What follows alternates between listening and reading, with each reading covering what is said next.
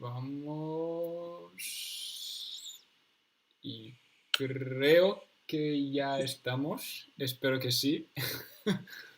Hola a todos, ¿qué tal estáis? Espero que todos muy bien. Antes de empezar, quiero decir que, bueno, yo soy Tiago, como ya sabéis.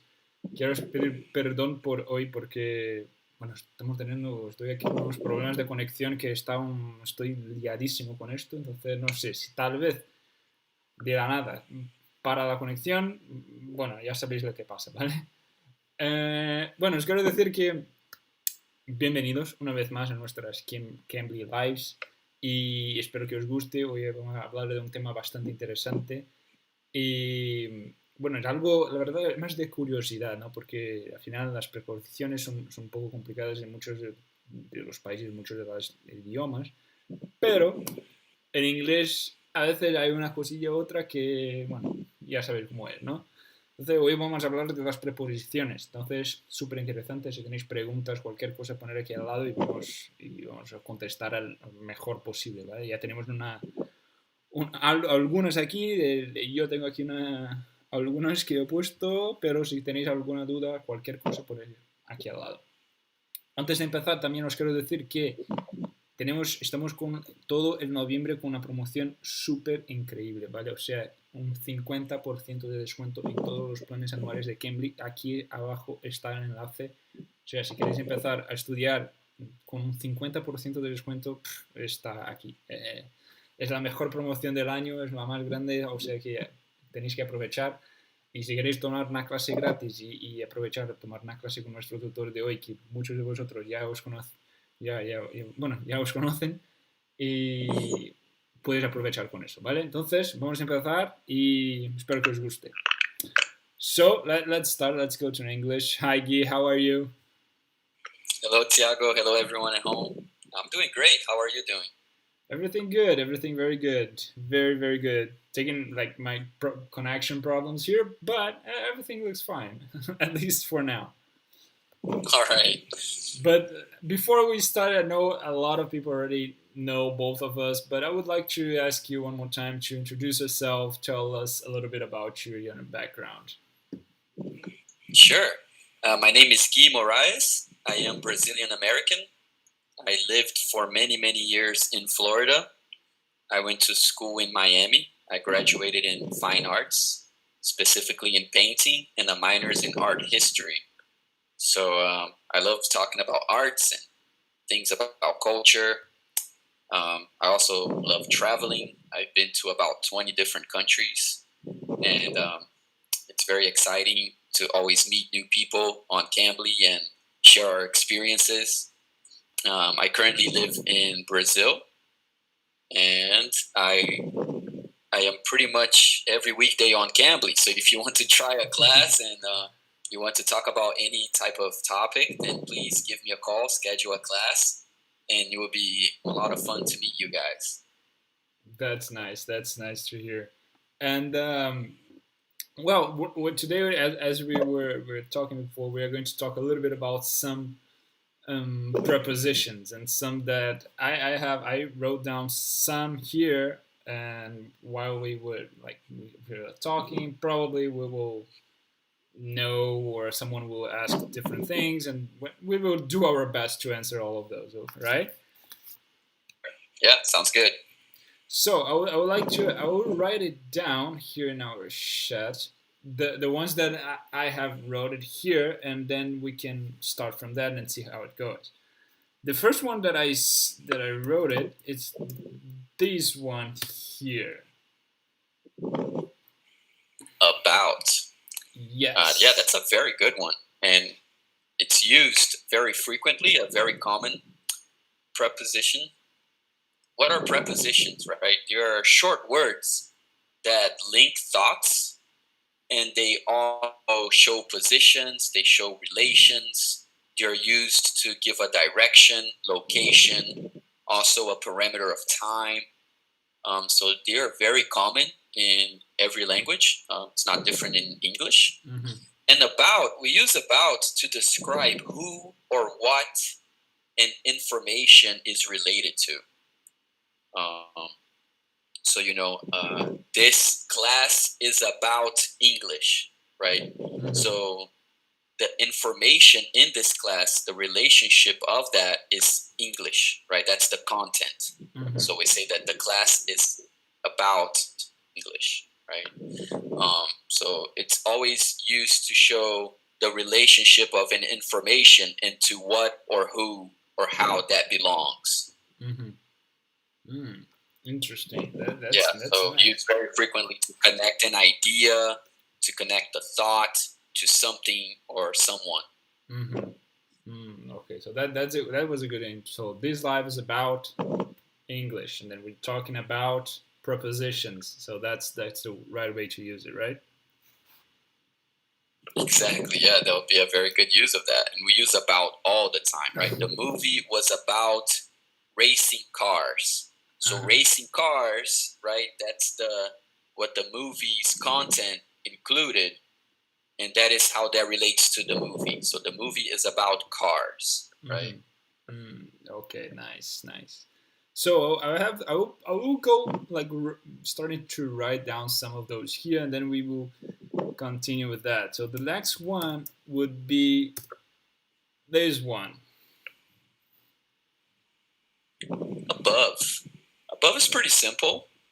Above generally means that it's higher than, right? Higher than something else. So if I say that this pen is above my head, right? That means that the pen is higher than my head. It's above. Okay, so yeah, that's simple. So anything that is above me or higher than me, but I can use it. I could not use it like if a person is higher than me. I cannot say that, right? It will be completely wrong. I mean, you could, depending on the context, but above is just a simpler, more direct word to describe that, right? Okay. English, you can describe things many different ways, but, if you say, like, let's take, for instance, like a city that's high altitude, like Aspen or something, somewhere where you go skiing, and you're saying that it's above sea level, so it's higher than sea level, right? Okay, nice. So you can say it's higher than, but above is just a more correct and simpler word to describe that. Okay, now I got it. Nice. So the next one, it will be this one. That it's actually there's another one right after that, but I would like to go a little bit with this one first.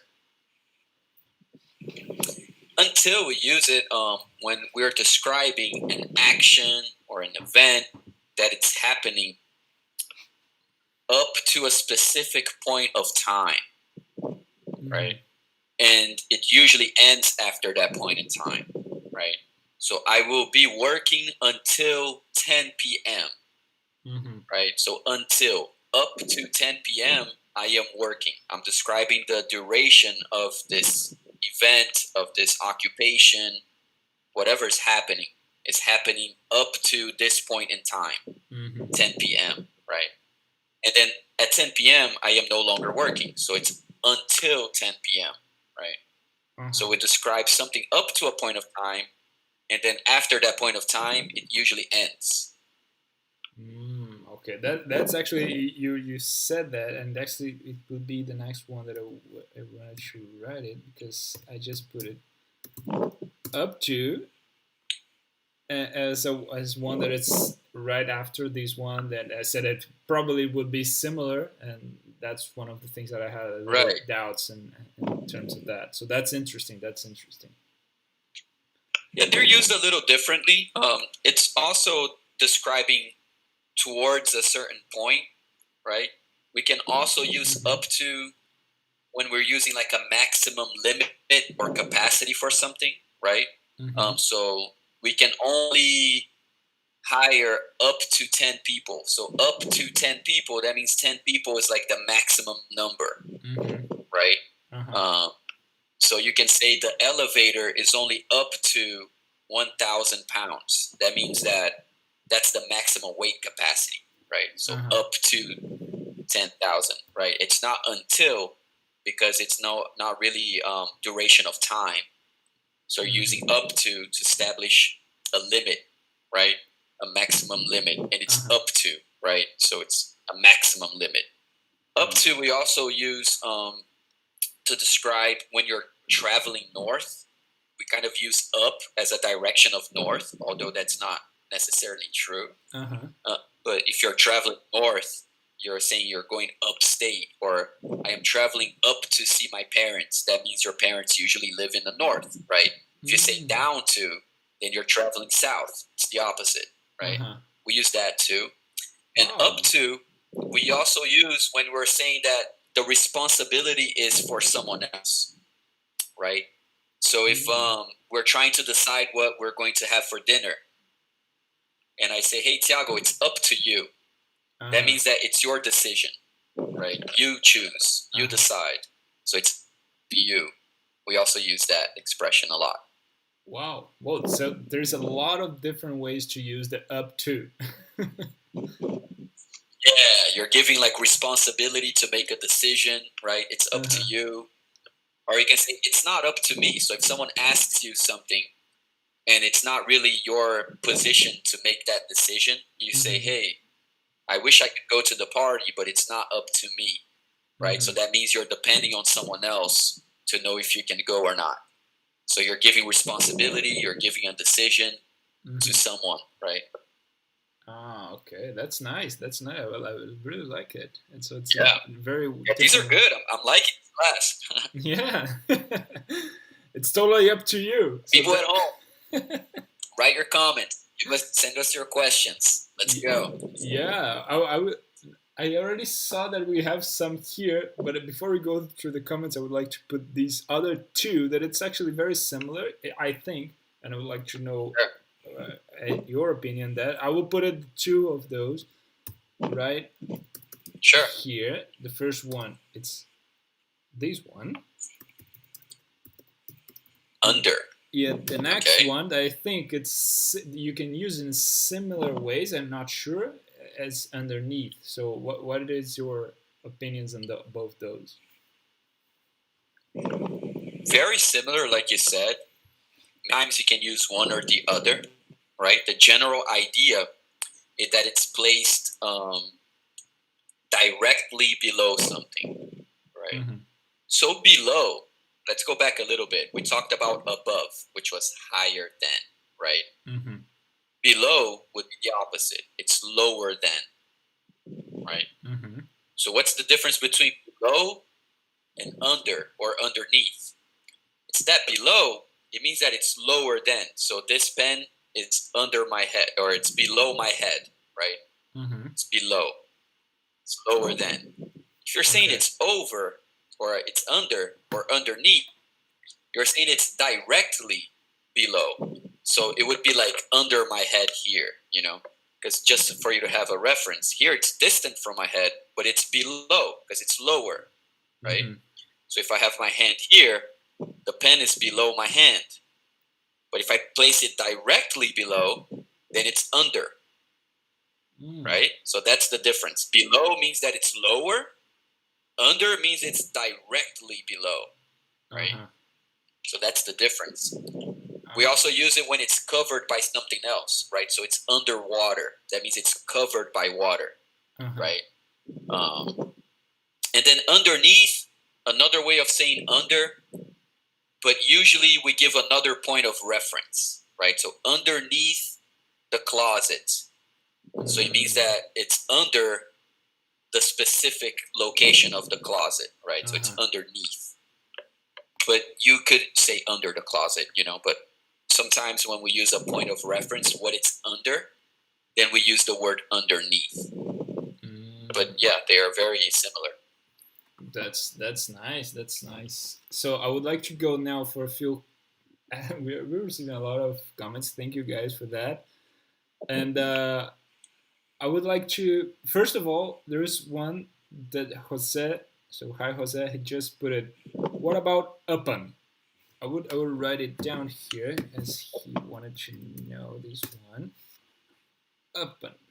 Upon. upon. So yeah, so that All thanks for right. that. When should I use it? He's asking. Yeah, upon is close to the about. We use it a lot when you watch like movies or you read a book and it says once upon a time. Uh-huh. That's like a very famous phrase. So it's once upon a time. It means that happening in this distant time, right? So it's in relationship to. Mm-hmm. Similar to the about, but the about is more related to what or how. The upon, it sort of means that it was located there or it took place then, Uh-huh. right? So upon. And it's also sometimes used for the responsibility. So it's upon, like it's upon this or upon that. That's a very good one. Nice. It's not so common. It's not as common as a lot of these other ones that we're using here in the list. Uh-huh. Yeah, right? Yeah. So That's one. I already saw that it's a as good you one. said. I saw that on books and some Disney movies. They always say like once upon a time and blah blah, blah and then the story starts. So that's exactly. That's a very classic phrase, and that's what it means. It means that in this other different time, this is what's happening, right? Once upon a time, and then the rest of the story develops. So it's placing the reference of that story upon some point in time, right? It's not a specific point in time, but it is in this time, right? But it doesn't give you the exact date, but it does take place in some different time than today, right? So once upon a time, very famous. Very good question. Yeah, nice. And let's go for another one, and that's from Marilyn, and she's asking about the until, and she asked, "Can I say I studied English until intermediate level?" Yeah, you can use until. You can use up to. Yeah, it sounds okay. If it sounds okay, if it's because it's right. Let's go for another one. This one is actually, yeah, that's interesting, from Johnny. So thanks, Johnny. And he says, "What about despite?" You know, I will write it down. Despite. Wow. Yeah, you're coming up with the good ones. Despite. Yeah. Despite.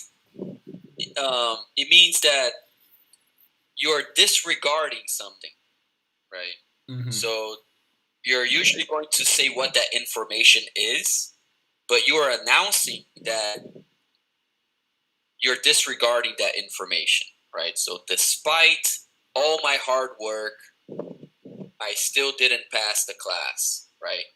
So it's kind of like saying that even though I had all that hard work, like it doesn't really matter, right? It didn't work out. So you're kind of dismissing something, right?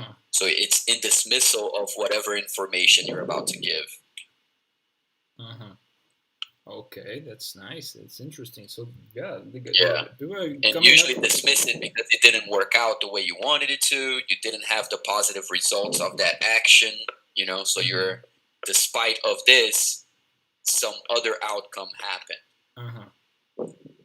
So let's say I took like a very bad. I had a test and I had a very low grade in this test. So despite I studied a lot, I went bad on the test. It's something like that. Yeah, exactly. Yeah. So. Okay, that's nice. So, despite all the efforts, right? Like despite all the firefighters' efforts, they couldn't put out the fire, let's say. So the firefighters are trying to put out a fire on someone's house or in the field or in a forest. So despite all their hard work, they couldn't put out the fire, right? So their intention is to put out the fire, and they're putting in a lot of effort. But despite of that effort, you know, like it didn't have the outcome they wanted. Yeah. Right. Okay. Interesting. And let's say I had a few more here, but I think this one you already talked a little bit about because it's the below. Right, yeah, below, lower than. Yeah. And then, like I said before, we have the below and the under, right, directly below. Just to go back, because we said above, which is higher than, and then we have the directly higher than, which would be over, right? Directly above would be over. So when we think of above, we think below. Okay. And when we think of under, over, right? So over, under, above, below, right? These are like the opposites. Okay, interesting. Nice. And there is another one that I think it's actually very interesting. I'm quite curious because it's these one that I'm not sure that it's similar than until, but it's till. How you correctly use this till? It's, I don't know. We use it a lot with telling time, right? So it's like some minutes till the hour. But this could be something similar than until. It's basically sure. Yeah. Okay. So let's go to another one that it will be. I think this one you can talk a lot because it's for. For. Okay. Do you have an hour? For is one of those that is very common, and we use it for so many different things, right? The intention or purpose for something, right? So I am studying for my exam. So the intention of me studying is this exam, right? So it's the purpose for that, right? We use for. So I wrote down here some things just to help us go through this quickly. So the intention to help something, who will be benefited when you do something, right? So I'm doing this for my girlfriend, right? So whatever I'm doing, the intention is towards this person or towards this outcome, this reason, this purpose, right? So this happens for that, right? What else do we have here? When you do something for someone, so they don't have to as well, right? So I'm doing this for Tiago. It means that I'm helping you out, right? So I could be doing this with the intention to do something for you, or I could be doing it in your place, right? So that you don't have to. So you could say that too, right? So I'm writing this paper for Tiago. That means that I'm writing this in your place, right? So you don't have to. Maybe you're not able to. You hurt your hand or whatever. So I'm doing this for you. To state the purpose of something, right? So this marker is for writing on skin. So let's say this is a specific marker to draw on the skin for freehand tattoos. So this is for that. That's the specific purpose, right? That this is intended to. Okay. Length and time. So we could say that too, right? I was waiting for hours, right? I was there for 3 hours before they showed up. So you were there for a length of time. And there are probably many other uses if we sit here and start thinking about it. But for and to, they're like super common. In some languages, we use the same word for and to, and they create a lot of confusion. I know that because in Portuguese, we have para, and kind of to and for, they both work as para, and it causes a lot of confusion. One day we could have like a short tutorial or class that kind of talks about the differences, but it would take like a whole class. Yeah, probably. This is a very common preposition. Probably it's probably the most the most famous one or the most used one actually. Yeah, probably. Let's go through. I would like to go through some comments here again because I saw. First of all, I would like to go back to the despite because we received some comments here in the despite, and there's one from Arlete. So hi Arlete. and she asked, it can be, despite I woke up early, I couldn't finish my to-do list. Is right? Sounds right, right? Yeah, maybe we could correct some syntax in that phrase. But she has the general idea, right? But despite is also sometimes used or something a little more serious, or some like a bigger event. But you could use despite like more casually too, because we have although, which kind of does something similar. So although this happened, something else happened, right? Or although I intended for this, something else happened. It's like similar. And I guess in that sentence, I would probably use something else, like although I woke up early, I still was late for class, right?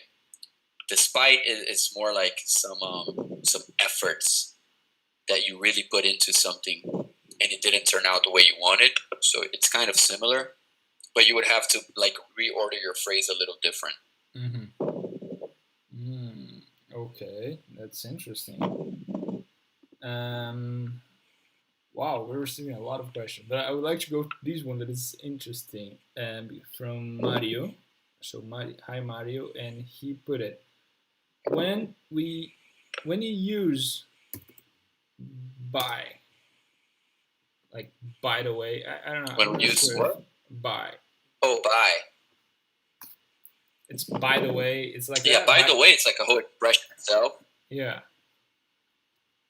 Yeah. By the way is when you're trying to like give someone some additional information about something, right? So by the way, I really liked your class. So it's just a way for you to preface that you're going to give some detail or give some information or make a comment, right? So by the way, you're just announcing that you're going to make a comment, that you're going to, just give some additional information about something. By the way. But yeah, the whole preposition by is also a very used and interesting one. And it could mean close to something else, right? So it's by the sea.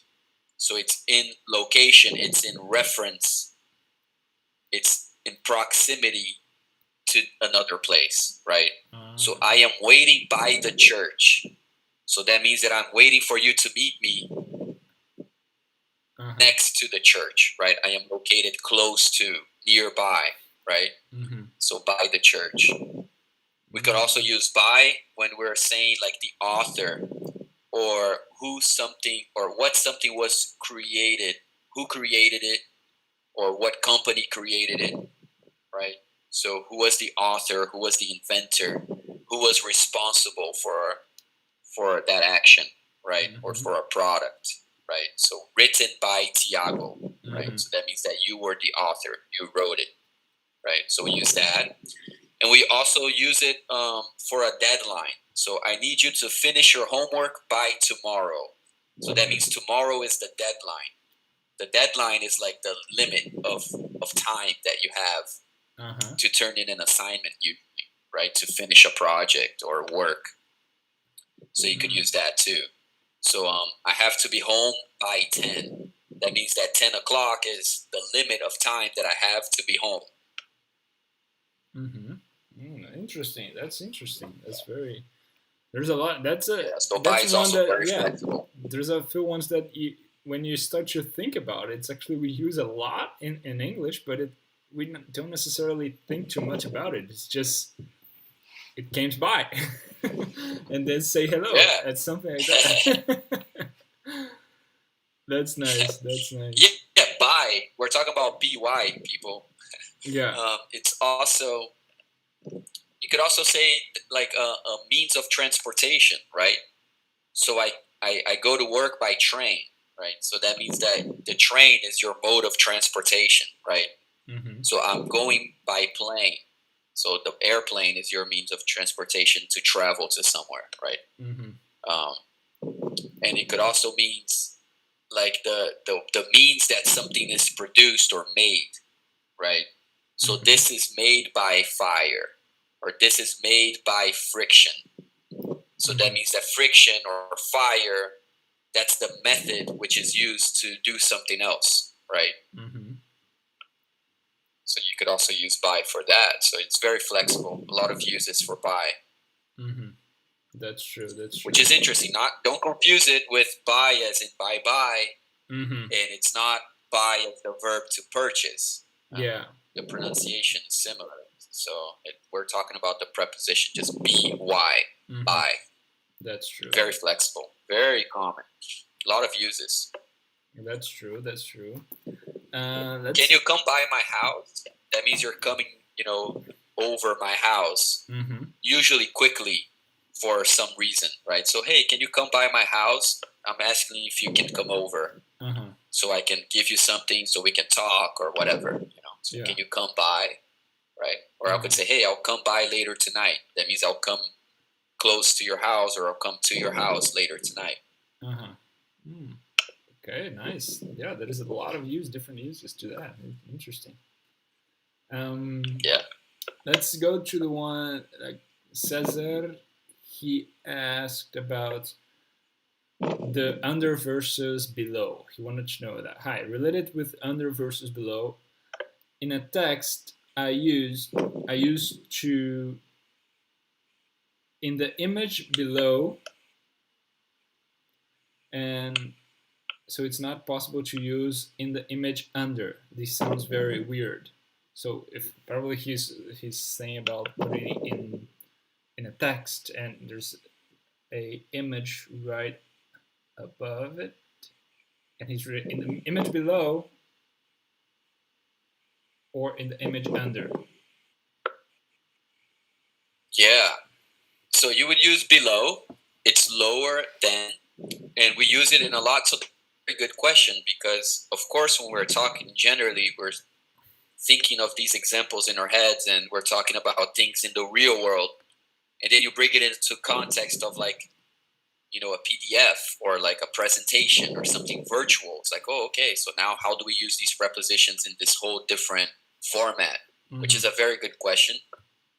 And then things, I guess, have some flexibility, but he's correct. So when we're saying something like a slide, so the following slide, we use usually below because of the order of how things are going by, right? So usually something below in the text is something that's coming after. And you're referring to something that you just showed before, now it's above. So you could say, hey, in the image above, you're talking about an image that just went through the slide or in the text, right? Or the chapter above or the sentence above. That means that's something that was previous. Below, in this sense, when we're talking about a presentation or a text, then it's something that's coming after, right? So it's below. Yeah. So that's a very good question. Yeah. And you wouldn't use under or over in these sentences. To say that it was under, then it could imply that the image is underneath the text, literally. So it could be like hidden underneath, like if it was like a lower layer in the document, if you could imagine that. If you could imagine like an image and the text written like over it, right? So then you could say the image under the text, because the text is covering the image. That would be directly below, right? Okay. But if we're using like an order that you're going through the text, you would use above and below. Very good question. That's nice. Thanks, Cesar, for your questions. Definitely very interesting. That was a very good one. I will write it down a few more that I have it here. The next one will be into. What about into? Into. Entering a place, right? Going inside a place. Towards the interior of a place, right? So you have to go into the mall, right? So you have to enter inside the mall. And it's also used to describe a hobby or something that you enjoy, right? So I am into hip hop. So we use that way as well. which is very interesting, right? Like to describe hobbies and things that you like, things that you're a fan of, right? Mm-hmm. So I'm into sports. That's not. Yes, that means that you're interested in. I can use it. I'm into learning English. It will be right. Yeah, sure, you could. That's right. That's good. So there's I'm into learning English. I'm into languages. I'm into studying. Yeah, you could say that. And what would be the difference from these one that I will write it down here? There's onto. Onto. It's right. It's like that. I say it. Onto. Yeah. So onto. I guess similar. The into, you're describing going inside, right? Mm-hmm. Entering inside. Onto, you're also describing that you're entering or you're going towards, but you think of a surface, right? You think that it's above a surface. It's not necessarily embedded. It's not completely inside, encapsulated, right? So onto the field, right? So he ran onto the field. So he entered the field like into, but he's not inside the ground, right? He's above the surface. So he's onto the field. So it's a little different than into, right? Into, it's kind of like, I guess, a more enclosed space that you're going inside. The onto, we think of more of a surface. Okay, that's interesting. And let's see these next one here, within. That is interesting as well. Within. It could be inside an area, so it's encapsulated something. It's within an area, right? It could also be within time, right? So it's also placed specifically inside some time frame, right? I'm trying to think some other uses. So inside a period of time, inside a place. It could also be inside a context. Okay, so and it could be even things inside yourself. You could say something within, right? So find that power within. Say that, right? Find that passion within. So that would be within you, right? Within yourself. So things that are internal, you could say within, right? Okay, and I could say that. I'm trying to think about an example here that I'm within my house. I can say that, or it sounds weird. You could say that. I would say probably I'm inside my house or I'm in my house. Okay. But you are within the space of your house, yeah. So I guess. Okay. Maybe it works. Okay, that's a different context, but yeah. Right, you could use it when it's within parameters. Okay, nice, interesting. Yeah. What about? You wouldn't really use I'm within the house. This one. You just say I'm in the house or I'm inside the house. Away. Away is something distant, right? So he's moving away. So he's moving into the distance. And it's also when it's the opposing direction. We could also say that, right?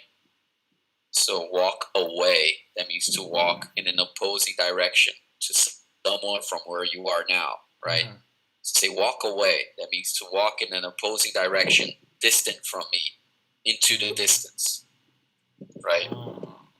I could say I could say for example, my parents live far away from me. Sure. Yeah. So you're saying that it's a big distance, right? And you're using far with it, so it's implying that it's very far. But far from where? Far away from you, right? So it's away in a distance from you. So it's a long distance because it's far, right? Okay. They moved away. That means that they moved into somewhere else, a different location, right? So they moved away. Interesting. I have one more here, and then we go through some comments that I'm seeing a lot. First of all, I'd like to Sure. this one, like. It's Very good. it's the one that we use a lot because it's kind of I don't know. It's like something. It's like I don't know. It's like we use a lot of like. So I would like to I would like to to know a little bit more about your thoughts about it. That's interesting because you said you would like to know. Uh-huh. And that's a different use of the word like. And that gets a lot of students too, because the way that we are going to talk about it today comes from likeness, right? Mm-hmm.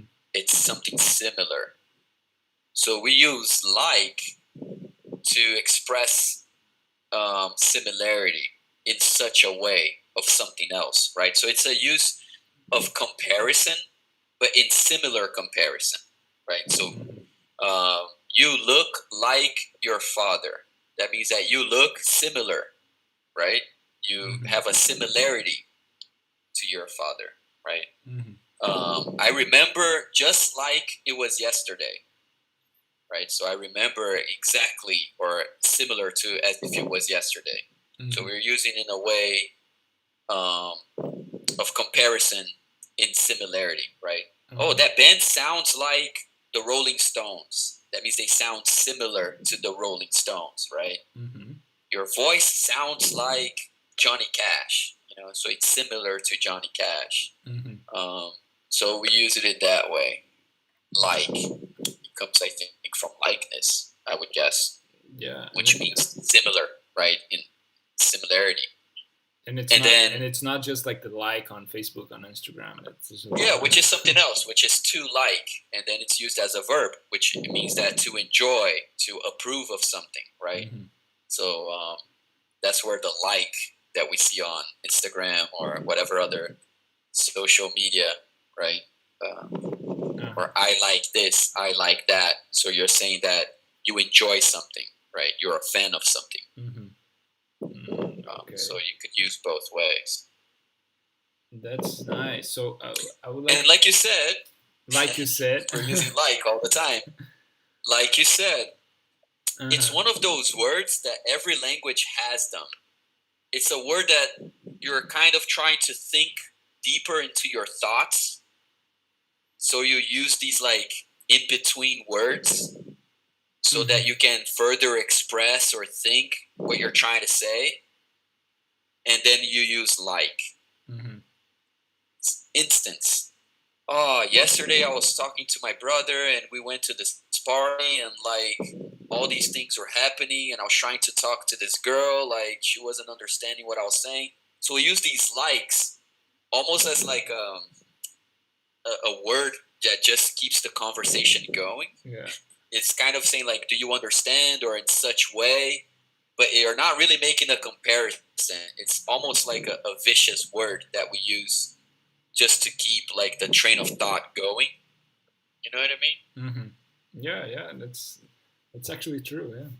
There are some of these words that we use, and it's used a lot by teenagers too. Well, definitely, like it's one of those. It's now that I'm thinking, now that I was hearing you, and you were putting like in between the words, and it's actually how it's definitely how. Say a lot of the things in English, and it's because you could use it. You could use it. I was like, blah blah blah. So you're describing in what way you were behaving, right? Or what I said, or how I was acting. And you can say, whatever. This person did this, and she was like. What does that mean? She was like. It means you're describing in which way she was behaving.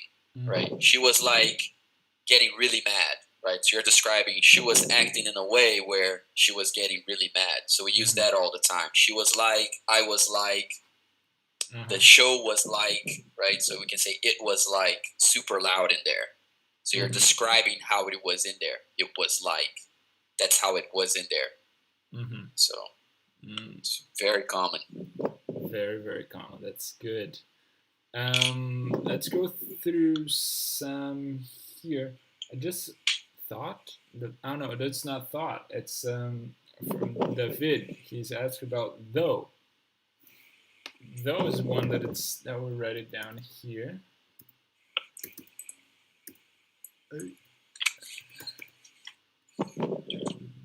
Though it's like that I'm not sure if I wrote it down correctly.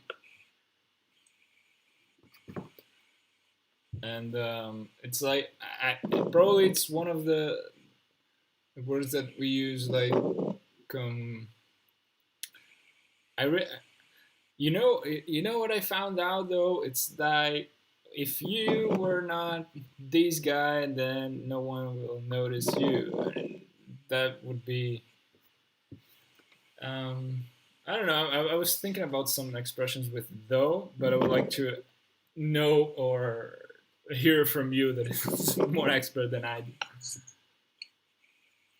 Right, yeah, so though, we can use it in some different ways, but it's almost like a but in some cases. You're also going to make like a counter argument or like a change of thought. So you can say like, though she liked the movie, she wanted to leave early. So you're saying though she liked the movie, so you're expressing that she was enjoying something, right? Mm-hmm. But she still like had to do something else or do something that went against that. Mm-hmm. So it's kind of a way of you prefacing that, right? So though I like parties, I am not going out this weekend, right? Mm-hmm. So it's like you could say it all differently, like I am not going out this weekend, but I love parties. So it's almost like a but you're using it in a different order, the different syntax of how you construct the thought, right? Mm-hmm. I rarely eat pasta, though I like it very much. Right? So I rarely eat pasta. So this is a thought. It's a fact. I almost never eat this thing, but I really love it. Mm-hmm. You know, so it's like, though this happens, something else happens. Right? Okay, that was good. And you could use it in the end of a sentence too. You could use in a sentence, in the end of the sentence, to kind of also indicate like a change of something, right? It will not rain today, but it will get colder though, right? So you're saying it will not rain today, but there's still something else that's going to happen, right? That's nice. That's nice. How would you pronounce that? So interesting. I would like. There are the ones that are very famous, but we are not necessarily go into those here because it's in, on, at. Those are very common ones as well, and they use a lot, right? But I think there's like to have a lot of things to talk about with those, and we're not necessarily go into that. But I saw here some interesting questions, and there's one from Sahari, and he's asking about, hi, what about in this regard or regarding to? Seems to be that I'm not using in a proper way. I would like to know a little bit more. So in regards to or regarding to or in this regard, that's not, I will write it down here. Disregard means to dismiss, like, hey, forget about this, right? So if I sent you an email, it will be disregard. Disregard, D-I-S. Let me write it down. Disregard. Okay. He put it here, this, in this regard. So it will be, so that's nice. So Sahari, it's not this. Yeah, so regard. It's the opposite of regard, right? So regarding is kind of like the about, but it's even more like explicit. It's more direct. Like this is regarding that, so this is about that. it's another way of saying about. It's a little more formal and a little more. It could be like used more in a professional setting. So the meeting is regarding the expenses, right? You could say it's about the expenses because that's what the information is going to be about. But you can say regarding, right? Like let's say I send you, let's say I sent you an email, and we're going to talk about our next Cambly Lives session. And then I send you a message. Hey, Tiago, I sent you a message about the live session. That works. I sent you an email regarding the Cambly Live talks. That also works. So regarding, it's specifically about this, right? So it's like specifically about. Now, let's say I sent that email to someone else by mistake. I wanted to send it to you, but I sent it to like Julia or something. And I sent Julia an email later, say, hey, Julia, disregard my last email. So disregard, it means like dismiss, right? Like don't worry about it. Forget that I sent you that. It was an error, right? It was a mistake. So disregard, right? Let's say that we're talking about a topic and I am explaining all these things, and then I remember later that I'm like, oh, I was thinking of something else. Everything I said was wrong. And I can say, hey, Tiago, disregard everything I just said. Like forget everything I just said. Like dismiss all of that. I was thinking of a different word or of someone else or a different event, so I made a mistake. So I can say disregard that.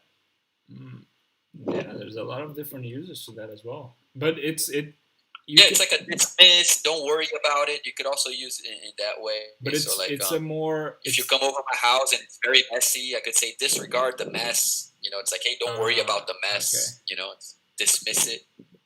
Yeah, I would ask if it's a more formal, or you can use it both formal or informal ways. It's a little more formal because we have like similar casual ways to say like, hey, don't worry, don't mind, right? Don't mind the mess. Don't worry about the mess. Forget, you can use that as well. Like, hey, forget, dismiss, don't worry about it. So it is more formal. All right. So I will ask one more here, and then we're going through a lot. And I'll Sure. ask this one because it's from Guillermo. And hi, Guillermo. And he's asking, what about ask? Like ask something. Ask. Okay. For example, as I was saying, right? So I'm using as to define how something was being done, right? So it's like a form of something. As. It's a very common one too. Many uses. Yeah. As the days go by. So while the days are going by, right? So while this occurs. It's it can say that this phone it's heavier or as heavier as that one. You can use it in that. Yeah, way. We can use it for comparison for sure. So depending on how you link up with other words, as good as it gets. So you're saying as good as it gets. So it doesn't get better than that, right? Nice. Yeah. So depending on how you form with the other sentence, it could mean some different things. Okay. Yeah. As much as I like you, we have to end the Cambly talk soon. I don't know. It's like as much as. So you're using it as comparison. That's interesting. Yeah. As much as I'm enjoying this live, that would be nice. Right. Yeah. As much as I'm enjoying this live, and as much as I'm loving all these questions from our viewers, eventually we have to end the talk. Which is great, though. It gives us time to think about some future topics. And I really love that our viewers are really participating today. You're sending great questions. That's true. So that's true. thank you very much for everyone at home. Yeah, it was amazing. I think we could definitely maybe even talk more. As we were discussing before the class, you said about something about idioms, and I think it would be a very interesting topic for us to talk about in the next or in other live about idioms. I think that people will Yes. be very, very curious about. I am curious about already. So, guys, prepare yourself because we are going to do some to talk about idioms. It will be very interesting. And yeah, I think it was nice. Thank you very much, Guy, for your time, for being here with us and share all this the knowledge. And thank you, everybody at home. Gracias a todos. It was very, very nice to have you all and answer all your questions. Don't forget, if you guys wanna have a 50% discount, we're doing an amazing discount this month. So just make sure to click on the link below, and I have a 50% discount. So it's a Black Friday. It's the best discount of the year, so enjoy it and make sure to click that and have a class with Guy that we put in the link in the description as well. And yeah, thank you guys very much. Thank you, Guy. And I think we see you in another live. Sure. Thank you very much, everyone at home. Thank you, Thiago, once again, and Cambly for inviting me to do these talks. It's a lot of fun, and I think it's also a lot of great information for our viewers. Gives them a little glimpse of what the Cambly experience is about. Yeah. So please go click that link, subscribe, come have a class with me, and I look forward to seeing all of you again soon. That's true. So thank you guys very much, and we're talking soon. We'll see you guys soon. Thank you very much. Bye bye.